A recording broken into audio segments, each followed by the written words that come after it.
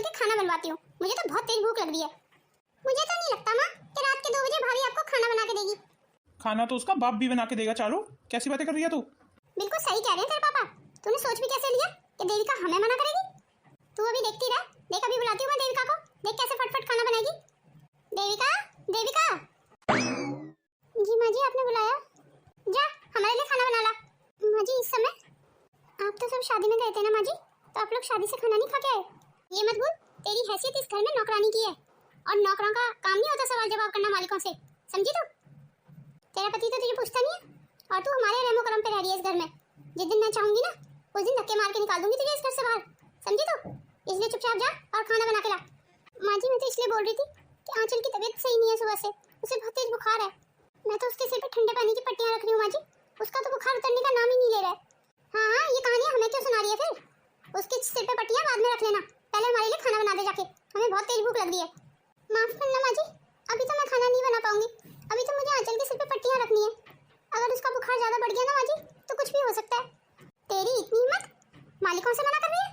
ये मत भूल तू इस घर में सिर्फ नौकरानी है। रुक जा तू, अभी मैं पंकज को बुलाती हूँ, वही तुझे तेरी औकात याद दिलाएगा। पंकज, पंकज। नहीं माँ जी इन्हें मत उठाइए, ये भी तो लेट आए हैं ना, अगर ये जल्दी उठ गए तो मुझे बहुत मारेंगे फिर। क्या हो गया माँ? क्यों रात को 2 बजे शोर कर रही हो? अब तू ही देख ले अपनी बीवी को, हमने इसे सिर्फ इतना बोला कि हमारे लिए खाना बना दे, हमें मना कर रही है। अगर तू मेरे माँ बाप के लिए खाना बना देती तो मुझे यूं जल्दी नहीं उठना पड़ता ना, और मेरी नींद खराब नहीं होती। मैं तो आंचल के सिर पे पट्टियां रख रही हूँ, इसीलिए मना किया मैंने। बेवकूफ औरत, तेरी वजह से मेरी नींद खराब हो गई। आपको हाथ उठाने के अलावा और कुछ आता है? मेरे सामने एकदम चुप, मेरे सामने जवान खोलने की हिम्मत नहीं करना। और अब जा चुपचाप और जाके खाना बना मेरे माँ बाप के लिए। मुझे तो बहुत मजा आया। ये क्या आंचल, तू ऐसे उठ के क्यों बैठी हुई है?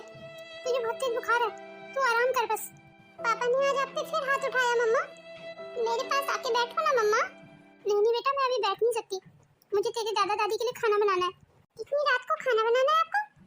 पर वो लोग तो शादी से आए हैं ना मम्मा, शादी में तो खाना भी मिलता है, तो वो खाना क्यों नहीं खा के आए? वो सब मैं नहीं जानती, पर अब मुझे खाना बनाना पड़ेगा। जब तक मैं खाना बना के आऊँ ना तू अपना ध्यान रखना। अब तो आप पूरी रात नहीं सो पाओगे मम्मा। ये क्या आंचल बेटा, तू अभी तक बैठी हुई है, सोई क्यों नहीं? मम्मा मुझे पता है आप बहुत परेशान हो इस घर में, हम इस घर को छोड़ देंगे मम्मा। नहीं बेटा ऐसी बात नहीं करते, घर छोड़ के कहाँ जाएंगे? कहीं भी चले जाएंगे मम्मा, पर इस घर में नहीं रहेंगे।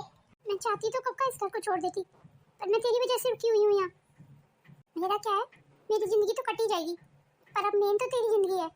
तू पढ़ लिख जाए और मुझे क्या चाहिए? विराज के पापा, विराज के पापा। अरे क्या हुआ? कुछ बताएगी भी या हाँफती रहेगी? मैंने बिजली का बिल भरने के लिए ड्रॉर में पैसे रखे हुए थे, पर अब वो पैसे वहाँ नहीं है। किसने ले लिए पैसे? घर में से पैसे कौन ले सकता है? तू ध्यान से देख, वहीं होंगे पैसे। कहीं पैसे देविका ने तो नहीं ले लिए?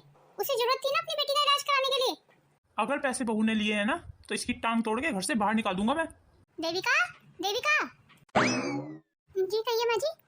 मैंने ड्रॉर में बिजली का बिल भरने के लिए पैसे रखे थे, पर वो पैसे वहाँ नहीं है। पैसे कहाँ गए? तूने तो नहीं दिया कहीं? नहीं माँ जी, मैं क्यों लेती भला? देख बहू, अगर तूने पैसे लिए हैं ना तो अभी बता दे, और अगर हमें बाद में पता चला ना कि तूने पैसे लिए हैं तो वो हाल करूंगा तेरा कि तेरी रूह कांपेगी। अगर मुझे पैसे चाहिए होते माँ जी तो मैं आपसे मांग लेती। मेरा यकीन कीजिए माँ जी, मैंने पैसे नहीं लिए। ये सब क्या हो रहा है यहाँ? अब तो तेरी पत्नी इस घर में चोरी भी करने लगी है। मैंने ड्रॉर में कुछ पैसे रखे थे बिजली का बिल भरने के लिए, पर अब वो पैसे वहाँ नहीं है। तेरी बीवी नहीं चुराए हैं। हम पूछ रहे हैं तो हमें मना कर रही है। इस घर में सब घर वाले ही तो हैं, बाहर वाली तो यही है एक। पैसे देविका ने नहीं, मैंने लिए हैं माँ। पर पंकज, तुझे इतने पैसों की क्या जरूरत पड़ गई? मुझे कुछ काम था माँ, इसीलिए लिए मैंने, पर एक बार पूछ लेना चाहिए था ना। अगर नहीं पूछा तो क्या हो गया? वो मुझे आंचल के इलाज के लिए 500 रुपए की जरूरत थी, मुझे आंचल के लिए दवाइयाँ लानी है। मेरे पास कोई पैसे नहीं है तुझे देने के लिए, तू माँ और बाबूजी से मांग ले। बाबूजी 500 या 1000 रुपए मिल जाते तो आंचल की दवाइयाँ ले आती। जब तेरे पति ने तुझे पैसे नहीं दिए तो हम क्यों दें? ये मत बोल, तो उसकी जिम्मेदारी है, हमारी नहीं। अगर उसने तुझे पैसे नहीं दिए तो कुछ सोच के ही नहीं दिए ना। हमारे पास कोई पैसे नहीं है तुझे देने के लिए, जा यहाँ से। मैं आपके हाथ जोड़ती हूँ बाबूजी, दे दीजिए, मुझे आंचल की दवाइयाँ लानी है। अब क्या थप्पड़ खा के ही जाएगी यहाँ से? तुझे एक बार बोल दिया ना हमारे पास कोई पैसे नहीं है तुझे देने के लिए, अब जा यहाँ से। और ये मत भूल, जिस औरत का आदमी उसकी ससुराल में उसकी इज्जत नहीं करता तो उसके परिवार वाले भी उसकी इज्जत नहीं करते, समझी? जब पंकज जी तुझे अपनी पैर की जूती बना के रखता है तो हमारी नजरों में भी तेरी औकात एक काम वाली से ज्यादा नहीं है, समझी? जरूर तुझ में कोई ना कोई कमी होगी, तभी तो पंकज तुझसे प्यार से बात नहीं करता, तेरी इज्जत नहीं करता। इसलिए इस घर में रहना है ना तो सिर झुका के, बिल्कुल चुपचाप, आवाज नहीं आनी चाहिए मुंह से, गूंगी बन के, समझी? और मेरी शर्तों पे ही रहना पड़ेगा तुझे। जब तक मेरी आंचल बड़ी नहीं हो जाती तब तक मैं सब कुछ सह लूंगी माँ जी। अपने बेटे ने बिजली के बिल के सारे पैसे चुरा लिए तो कोई बात नहीं है, और मैंने अपनी आंचल के लिए 500 रुपए मांग लिए तो मुझे इतनी बातें सुना दी। क्या मेरी बेटी की जिंदगी के कोई मायने नहीं है इस घर में? मैं और किसी से क्या शिकायत करूं? एक बाप को ही अपनी बेटी की परवाह नहीं है तो और कोई क्यों करने लगा भला? मैंने तो सुना है दादा दादी अपनी नाती पोतों को बहुत प्यार करते हैं, पर इस घर में तो बिल्कुल उल्टा ही है। मेरी माँ कहा करती थी, जिस घर के आदमी औरतों की पंचायत में बैठते हैं ना, उस घर में हमेशा झगड़े ही रहते हैं, उस घर में कभी शांति नहीं रह सकती। मेरे ससुर भी तो यही करते हैं, हमेशा औरतों के बीच में बैठे रहते हैं, घर से बाहर निकलते ही नहीं है। मेरी सास अगर एक बोलती है तो मेरे ससुर 10 बोलते हैं। आखिर ऐसे घर में मैं रह क्यों रही हूँ? जब एक औरत घर संभाल सकती है तो क्या वह बाहर की दुनियादारी नहीं संभाल सकती? मुझसे और नहीं सहा जाता। अरे इन सब बातों में तो मैं अपनी आंचल का हालचाल ही पूछना भूल गई। आंचल बेटा, आंचल, ये कुछ बोल क्यों नहीं रही है? इसकी तबीयत तो आज मुझे और ज्यादा खराब लग रही है। मम्मा, मम्मा मुझे सांस लेने में परेशानी हो रही है। चल बेटा जल्दी तुझे हॉस्पिटल लेके चलती हूँ। हे भगवान, मेरे पास तो हॉस्पिटल के लिए पैसे भी नहीं है, अब मैं क्या करूँ?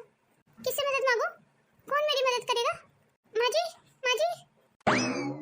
अरे क्या हो गया? कौन सी आफत आ गई? ये इतना शोर मचा रही है? माँ जी, आंचल को हॉस्पिटल लेके जाना होगा, उसकी तबीयत ठीक नहीं है, उसे सांस लेने में दिक्कत हो रही है। माँ जी, हाँ तो आंचल के बाप को बुलाना, हमें क्यों परेशान कर रही है?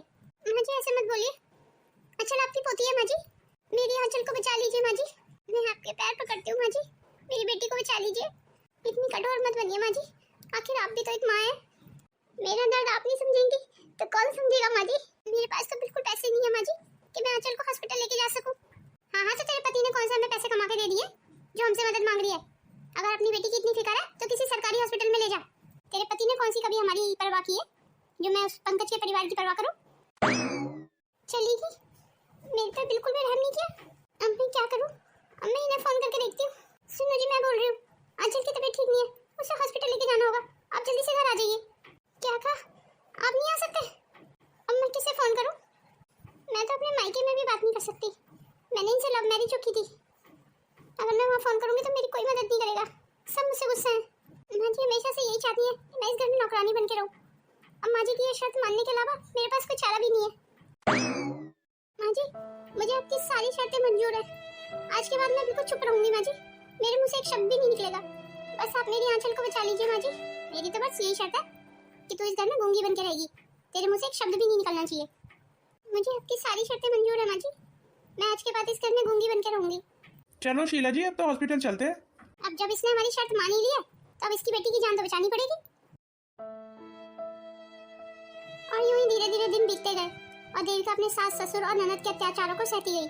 उसने अब अपनी बच्ची के खातिर सब किस्मत पे छोड़ दिया, और उनसे क्या शिकायत करती वो जब उसका पति उसका साथ नहीं देता था। देविका की बेटी तो ठीक हो गई पर देविका अंदर से टूट गई बिल्कुल। देविका ने तो जीने की आस भी छोड़ दी थी। तभी फिर एक दिन अचानक विदेश से देविका के देवर का फोन आता है। विराज तू कैसा है बेटा? तू इंडिया का वापस आ रहा है? तू तो जैसे बेटा हमें भूल ही गया है। अगले हफ्ते आ रहा है? ठीक है। क्या कह रहा था विराज? हमारा विराज अगले हफ्ते आ रहा है इंडिया। अरे वाह, ये तो तूने बहुत अच्छी खबर सुनाई। अब तो इस देविका के मुंह से एक शब्द भी नहीं निकल रहा है, अब बिल्कुल गूंगी बन के रह रही है इस घर में। आखिर मैंने इसे अपने कदमों में झुका ही दिया ना, बड़ी आई थी बहू का हक जताने वाली। और आपको तो पता ही है, जिस औरत का उसका पति इज्जत नहीं करता उसके ससुराल वाले भला क्यों इज्जत करें? और पंकज ने हमारा कौन सा कभी मान रखा है जो हम पंकज का मान रखें? वो तो हमारा विराज घर पे नहीं था, अब वो विदेश से लौट के आ रहा है ना, अब विराज ही हमारा ध्यान रखेगा। पंकज को तो हम वैसे भी सही रहते इस घर में, वरना पंकज ने आज तक किया ही क्या है? हमेशा अपनी जिम्मेदारियों से भागा है और अपना बीवी और बच्चे हमारे सिर पर डाल दिए लाके, कभी नभी पालो। मुझे तो अपने कानों पे यकीन नहीं हो रहा है। Mummy papa. अरे विराज बेटा, तू आ गया? मैं कब से इंतजार कर रही थी बेटा तेरा। और ये कौन है तेरे साथ बेटा? माँ ये आपकी बहू है, मैंने वहाँ शादी कर ली थी। अरे बेटा ये तो तूने बहुत अच्छा काम किया। आ बहू अंदर आ। जाओ रूबी, माँ बाबू जी के पैर छू के उनका आशीर्वाद ले लो। व्हाट? क्या कहा? पैर छू? मैं नहीं छू सकती पैर। दुनिया कहाँ से कहाँ पहुँच गई और तुम अभी पैर छुलवाने पे रुके हुए हो? बुरा मत मानना माँ, वो रूबी थोड़ी नए ख्यालातों की है। अरे कोई बात नहीं है बहू, तू पैर नहीं भी छुएगी ना तब भी हमारा आशीर्वाद तेरे साथ है। विराज तुम्हारा घर तो बहुत छोटा है, मैं इतने छोटे घर में कैसे रहूंगी? तुम चिंता मत करो रूबी, मैं तुम्हारे लिए जल्दी बड़ा घर ले लूंगा। पर तुम इतने सारे लोग एक ही घर में कैसे एडजस्ट करते हो? पर विराज, मुझसे ये उम्मीद मत करना कि मैं इतने सारे लोगों के साथ रहूंगी। मैं तो बचपन से अकेली नहीं हूँ। तुम्हारे और मेरे लिए यही सही होगा कि हम अपना रहने का इंतजाम और कहीं कर लें। नहीं बहू, हमें छोड़ के जाने की सोचना भी मत। तू चिंता मत कर बहू, हम घर के पीछे वाले छोटे वाले कमरे में शिफ्ट हो जाएंगे। इस पूरे घर में तू ही रहना, तुझे यहाँ कोई डिस्टर्ब नहीं करेगा।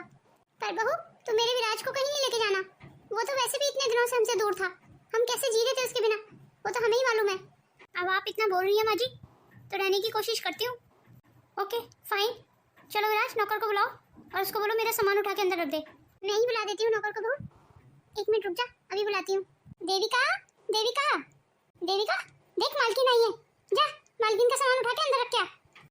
जी माँ जी। क्या कहा तूने माँ जी? पर तू तो इस घर की नौकरानी है ना, तो तू मेरी सास को माँ जी क्यों कह रही है? वो गलती से निकल गया मालकिन, आगे से ध्यान रखूंगी। देन लेट्स गो विराज, चलो मुझे मेरा कमरा दिखा दो। हाँ हाँ विराज बेटा, जा बहू को उसका कमरा दिखा। हाँ ध्यान रहे बहू, रूबी को ये कभी नहीं पता चलना चाहिए तू इस घर की बड़ी बहू है, समझी? ये तो बताया ना, रूबी विदेश से आई है। उस विदेश में उसका बहुत अच्छा कारोबार है और बहुत पैसे वाली है वो। अब वो यहाँ तुझे ऐसी फटी हुई साड़ी में देखेगी तो हमारे बारे में क्या सोचेगी? और तुझे तो पता है हमारी इतनी हैसियत नहीं है कि हम 24 घंटे के लिए कोई नौकर रख सकें। इसलिए आज के बाद तू रूबी के सामने नौकरी बन के रहेगी और गलती से भी तेरे मुंह से ये कभी ना निकले कि तू इस घर की बड़ी बहू है, समझी? जी ठीक है माँ जी, समझ गई। जा अब रूबी का सामान उठा के उसके कमरे में रखा। अब विराज और उसकी बीवी के सामने तो मैं अच्छे बन के रहना ही होगा, चाहे मंदिर से खुश हो या ना हो।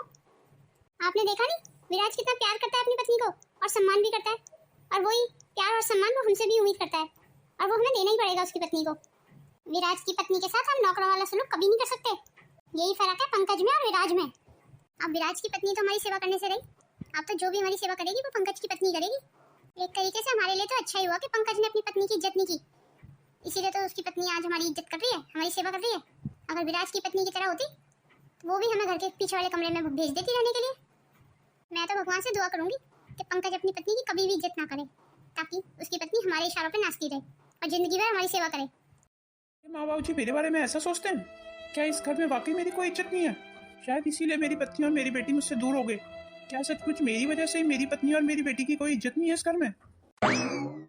चल बेटा, आ गई तू स्कूल से? चल बेटा बैठ मेरे पास, तो हम बाप बेटी खूब सारी बातें करेंगे आज।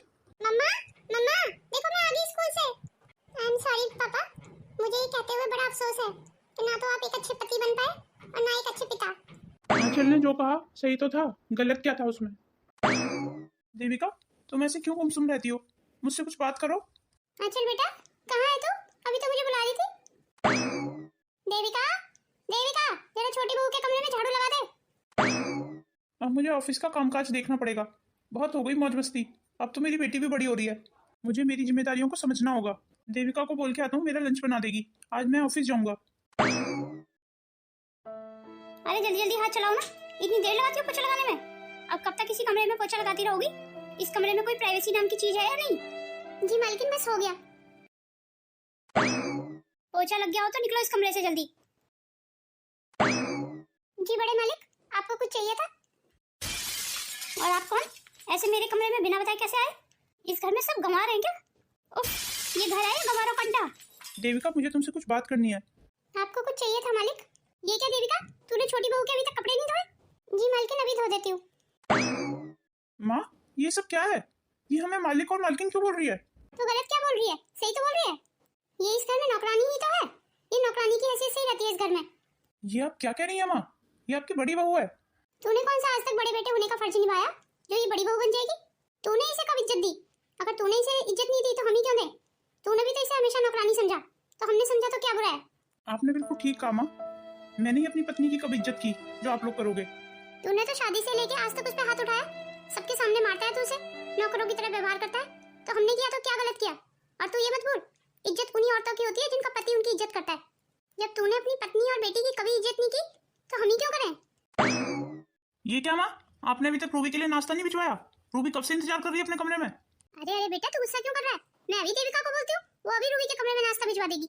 माँ, मेरी पत्नी का पूरा ध्यान रखा जाए इस घर में, अगर उसकी देखरेख में कोई चूक हुई तो मैं बिल्कुल बर्दाश्त नहीं करूंगा, और ये जिम्मेदारी आपकी है। और आप ये मत भूलना, जब तक मेरी पत्नी खुश है इस घर में तब तक मैं हूँ।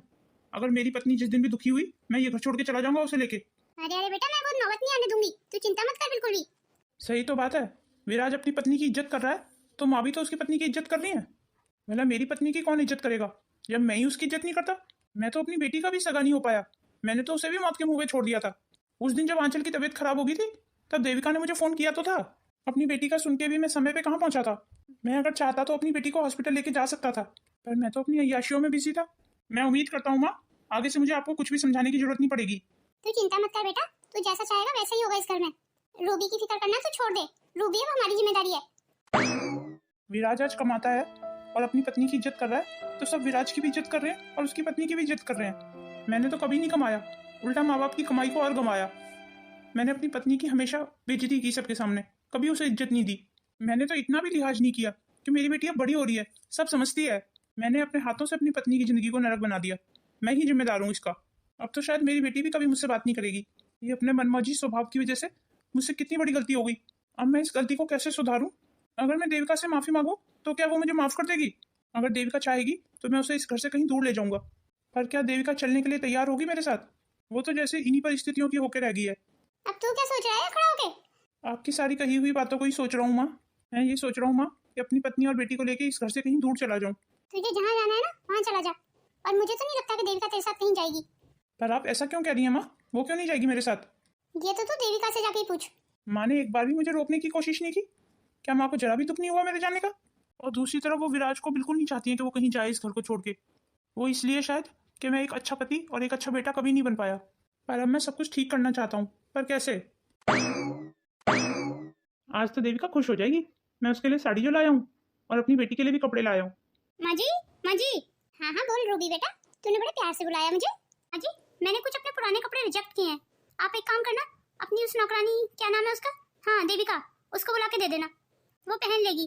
बेचारी के पास कपड़े भी नहीं है, फटे हुए कपड़े पहन के घूमती रहती है। अरे बेटा तू चिंता क्यों कर रही है, मैंने उसे कल ही अपनी 2 पुरानी साड़ियाँ दी है। कोई बात नहीं है ना माँ जी, मैं ही अपने पुराने कपड़ों का क्या करूँगी। अब बेचारी को दे देना, दुआएं देगी मुझे। बेचारी बहुत सेवा करती है मेरी। बेचारी को कितना भी डांट लो, मुंह से एक शब्द भी नहीं निकालती, सब चुपचाप सह लेती है। ठीक है तो रूबी बहू, मैं देविका को तेरे कमरे में ही भेज दूंगी, तुझे जो देना है उसे दे देना। तो ये औकात है मेरी पत्नी और बेटी की इस घर में? इसका मतलब आज तक वो पुराने दिए हुए कपड़े पहनते हुए आ रहे हैं इस घर में। पर देविका ने तो मुझसे कभी जिक्र नहीं किया इस बात का। अगर वो करती भी तो मैं कौन सा पूरी कर देता। मैंने तो कभी इस बात पे ध्यान ही नहीं दिया। शादी से लेके आज तक मैंने तो कभी कपड़े नहीं बनवाए देविका के लिए। शायद मैं उसे बात बात पे हाथ उठाता था, मारता था, इसीलिए वो कभी हिम्मत ही नहीं कर पाई कुछ बोलने की। आज तक माँ ने अपनी उतरन दी उसे पहनने के लिए, अब छोटी बहू देगी उसे अपने पुराने कपड़े पहनने के लिए। धिक्कार है मेरे जैसे पति पे। मैं अपनी पत्नी को आज तक कपड़े भी नहीं दिला पाया। कितने अरमान लेके वो मेरे घर साथ शादी करके आई थी इस घर में। अगर देविका चाहती तो वो नौकरी भी कर सकती थी, वो तो कितना पढ़ी लिखी है। पर वो हमारी बेटी आंचल की वजह से नौकरी नहीं कर पाई। आंचल को कौन पालता? उसने हमारी बेटी को पालने के लिए अपनी सारी खुशियों की कुर्बानी दे दी। और मैं कितना बड़ा गधा हूँ, मैं आज तक इन बातों को समझ ही नहीं पाया कि एक औरत की कितनी इच्छाएं हो सकती हैं, कितने अरमान हो सकते हैं, कितने अरमान लेके वो अपने ससुराल आती है अपने पति के भरोसे पे। तो और अगर पति मुझ जैसा हो तो बहुत बुरा लगता है मुझे कि मेरी पत्नी मेरे होते हुए भी एक नौकरानी की जिंदगी बिता रही है इस घर में। आंचल, माँ जी ने मुझे पुराने कपड़े दिए हैं अपने, चल जल्दी आजा, इन्हें छांटने में मेरी मदद कर दे, और जल्दी जल्दी देख के बता इनमें से कौन सी साड़ी मुझ पे ज्यादा अच्छी लगेगी। क्या हुआ बेटा, तू ऐसे रोने क्यों लगी? मम्मा, आप ये दादी के पुराने कपड़े देख के इतना खुश हो रही हो? मैं बहुत बुरी हूँ ना मम्मा, मेरी वजह से आपको ये सब कुछ सहना पड़ रहा है। कई बार तो मुझे ऐसा लगता है मम्मा कि मैं उस दिन ठीक क्यों हुई, मर क्यों नहीं रही। खबरदार बेटा, जो दोबारा कभी ऐसी बात की, तेरे लिए तो जी रही हूँ मैं आंचल, ये सब कुछ तेरे लिए तो सह रही हूँ मैं। नए और पुराने कपड़ों से क्या फर्क पड़ता है आंचल, बस तनी तो रखना है। पर मम्मा, मुझे ये सब अच्छा नहीं लगता है, मैं इस घर में खुश नहीं हूँ, आप मुझे इस घर से कहीं दूर ले चलो। मेरी मानो ना मम्मा, अब आप कहीं नौकरी कर लो, मैं आपको इस हालत में नहीं देख सकती। और आप मेरी फिक्र मत करो मम्मा, मैं अब इतनी बड़ी हो गई हूँ कि जब आप नौकरी पे जाओगी तो मैं अपना ध्यान रख लूंगी। अगर तू यही चाहती है तो यही सही। आंचल बेटा, भगवान ने चाहा तो अब उसकी नौबत नहीं आएगी, हम ये घर छोड़ देंगे और कहीं दूर चले जाएंगे। ठीक है आंचल बेटा, अगर तू इस घर में नहीं रहना चाहती है और तू ये चाहती है कि मैं नौकरी कर लूँ तो मैं आज से ही नौकरी ट्राई करूंगी। आप सच कह रही हो मम्मा? तुझे पता है ना मैं तुझसे कभी झूठ नहीं बोलती। देविका, मुझसे बात करो। आंचल बेटा, मुझसे बात कर। तुम दोनों मुझसे बात क्यों नहीं कर रही हो? जी कहिए मालिक, आपको कुछ चाहिए? आज हमारे घर की नौकरानी नहीं दिखाई दे रही, अभी माँ जी से पूछती हूँ, शायद माँ जी को पता हो कि कहाँ गई है वो। माँ जी, माँ जी, माँ जी, आपकी वो नौकरानी देविका कहाँ मर गई आज? उसने अभी तक मुझे नाश्ता भी नहीं दिया है और मेरा रूम भी सारा गंदा पड़ा हुआ है। मैं भी देख के आती हूँ बहू सर, तो चिंता मत कर। कहीं ऐसा ना हो वो नौकरी छोड़ के चली गई हो इस घर से। अगर वो चलेगी तो बहुत परेशानी हो जाएगी मेरे लिए। मेरा कितना काम संभालती है वो। ये देख आंचल बेटा, अभी तेरी माँ इतना ही जुगाड़ कर पाई है। अभी थोड़ी तनख्वाह है ना मेरी, इसीलिए छोटा सा कमरा ले लिया किराए पे। अब तो तू खुश है ना? हाँ मम्मा, मैं बहुत खुश हूँ। अब आपको कम से कम पूरे दिन काम तो नहीं करना पड़ेगा मम्मा। अच्छा हाँ, आप काम करोगी वहाँ आपको पैसे तो मिलेंगे मम्मा। आप अपने लिए नई साड़ी तो ले सकती हो ना। तो कितना सोचती है ना मेरे बारे में। चल ठीक है, अभी तो हमारे पास बर्तन भी नहीं है, मैं तेरे लिए खाने के लिए कुछ बाहर से ही ले आती हूँ। ये क्या देविका, तुम बिना बताए ऐसे अचानक से क्यों चली आई? और ये सब क्या है? तुम इस छोटे से कमरे में रहोगी? तुम यहाँ रहोगी तो मेरा तुम्हारे बिना वहाँ मन कैसे लगेगा? जैसे मेरा तुम्हारे बिना लगता था, वैसे आप यहाँ क्यों आए हैं? मैं आपकी बेइज्जती नहीं करना चाहती, पर आप इसी वक्त मेरे घर से निकल जाइए। मत बोलो देविका, मैं तुम्हारे और आंचल के बिना कैसे जीऊंगा? जैसे अब तक जीते आ रहे हो ऐसे ही जीना। मुझे तुम्हारी शक्ल से भी नफरत है। निकल जाओ मेरे घर से। मुझे और मेरी बेटी को किसी सहारे की जरूरत नहीं है। तुमने कभी मेरा साथ नहीं दिया। कितनी खुशी खुशी हमने शादी की थी, कितने मन से मैं तुम्हारे घर आई थी, पर तुमने मुझे बेइज्जती के सिवा कभी कुछ नहीं दिया। जब भी मुझे तुम्हारी जरूरत पड़ी उस समय तुम कभी भी मेरे साथ नहीं होते थे। और आज मुझे तुम्हारी जरूरत नहीं है। आप यहाँ से जा सकते हैं, दरवाजा उस तरफ है। अगर पति तुम्हारी तरह होता तो मुझे नहीं चाहिए तुम्हारे जैसा पति। मेरी जिंदगी में तुम्हारी कोई जगह नहीं है। अब तक मैंने जो भी सहा अपनी बेटी के लिए सहा, पर बस अब और नहीं। मैं और मेरी बेटी जिस भी हाल में बहुत खुश हैं यहाँ पे। आप यहाँ से जा सकते हैं और दोबारा कभी लौट के मत आना यहाँ। मुझ पे रहम करो देविका, मुझे ऐसे घर से मत निकालो। मैं तुम्हारे साथ रहना चाहता हूँ। मम्मा, मुझे आपकी और पापा की दोनों की जरूरत है।